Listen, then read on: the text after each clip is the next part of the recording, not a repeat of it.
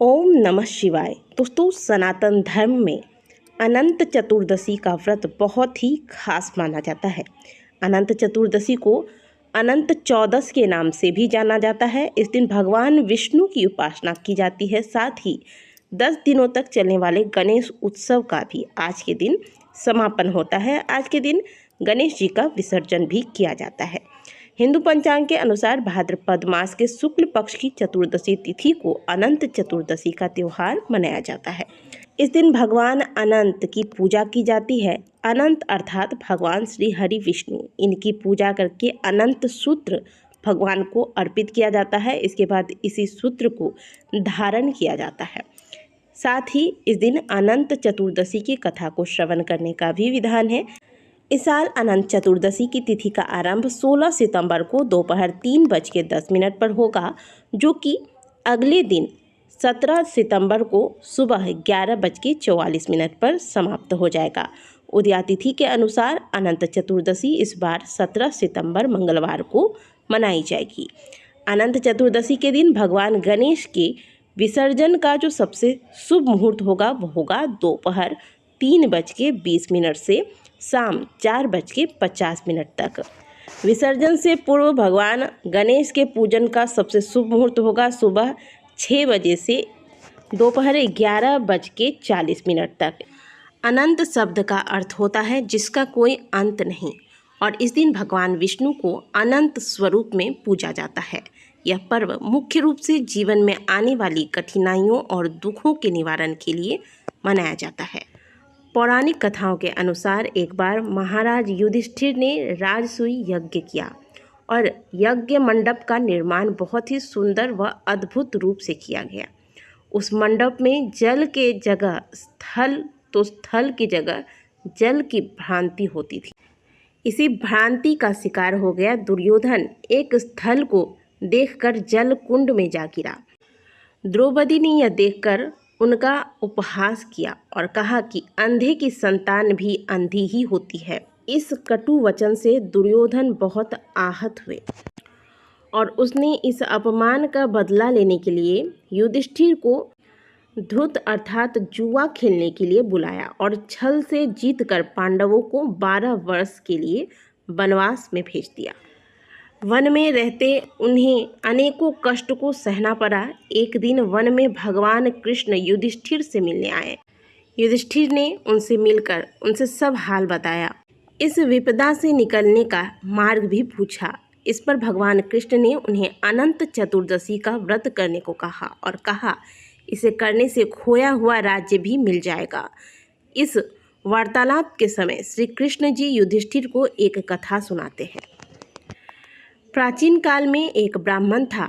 उसकी एक कन्या थी जिसका नाम सुशीला था। कन्या के जन्म के कुछ दिन पश्चात ही ऋषि की पत्नी का देहांत हो गया। अब ऋषि को बच्ची के लालन पालन की चिंता होने लगी, तो उन्होंने दूसरा विवाह करने का निर्णय किया। उनकी दूसरी पत्नी और सुशीला के सौतेली माँ का नाम कर्कशा था। वह अपने नाम की ही तरह स्वभाव की भी कर्कश थी। जैसे तैसे प्रभु कृपा से सुशीला बड़ी होने लगी और वह दिन भी आया जब ऋषि सुमंत को उसकी विवाह की चिंता सताने लगी। काफ़ी प्रयासों के बाद ऋषि कौंडिन्य के साथ सुशीला का विवाह संपन्न हुआ, लेकिन यहाँ भी सुशीला को दरिद्रता का सामना करना पड़ा। उन्हें जंगलों में भटकना पड़ रहा था। एक दिन सुशीला ने देखा कि कुछ लोग अनंत भगवान की पूजा कर रहे हैं और हाथ में अनंत रक्षा सूत्र भी बांध रहे हैं। सुशीला ने उनसे अनंत भगवान के व्रत के महत्व को जानकर पूजा का विधि विधान पूछा और उसका पालन करते हुए अनंत रक्षा सूत्र अपनी कलाई पर भी बांध लिया। इस व्रत के प्रभाव से देखते ही देखते उसके दिन फिरने लगे।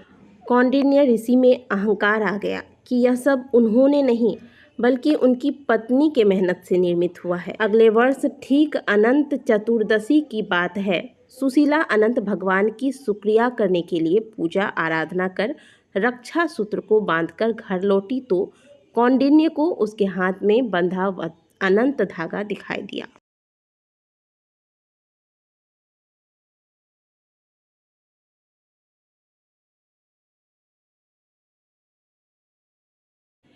ऋषि ने सुशीला से इस धागे के बारे में पूछा तो सुशीला ने खुशी खुशी बताया कि अनंत भगवान की आराधना करके यह रक्षा सूत्र बंधवाया है। इसके पश्चात ही हमारे दिन बहुरे हैं। इस पर कौंडिन्य खुद को अपमानित महसूस करने लगे और उसने सोचा कि उसकी मेहनत का फल सुशीला अपनी पूजा पाठ को दे रही है। उसने उस धागे को उतरवा दिया। इससे अनंत भगवान रुष्ट हो गए और देखते ही देखते कौंडिन्य अर्श से फर्श पर आ गिरे। तब एक विद्वान ऋषि ने उन्हें उनके किए अपराध का एहसास करवाया और कौंडिन्य को अपने कृत्य का पश्चाताप करने को कहा।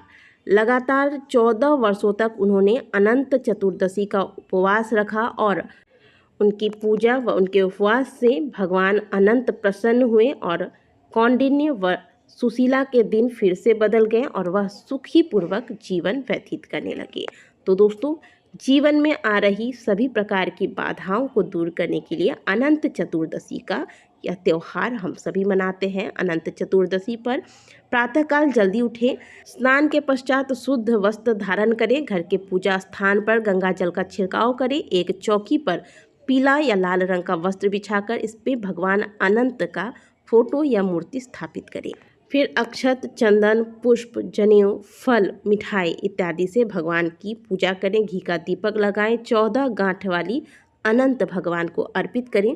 पूजा के पश्चात इस अनंत को अपने हाथ पर धारण करें।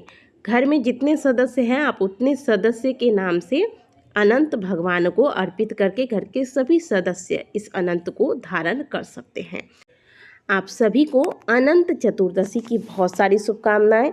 बाप्पा जाते जाते आप सभी की मनोकामनाएं पूर्ण करें और अनंत चतुर्दशी पर भगवान श्री हरि विष्णु की कृपा आप सभी पर बनी रहे।